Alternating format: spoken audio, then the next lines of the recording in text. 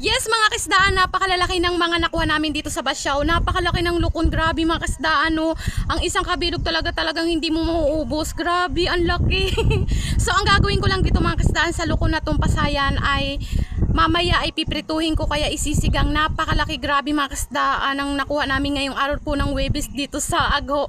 So ang laki, oh, grabe mga kaisdaan, talagang sulit na sulit pang ulam talaga, talagang hindi mauubos. Kulang na lang dito ang lipit mga kaisdaan, mga tanduay. Kung talagang makakita kayo ng mga lukon at piding-piding nyo, isumsuman yung mga lukon mga kaisdaan. At syempre may kasama din yung kasag mga kaisdaan yung nakuha namin. Napakaganda ng mga kasag dito at napakalalaki at priskang priska, grabe mga kaisdaan, oh.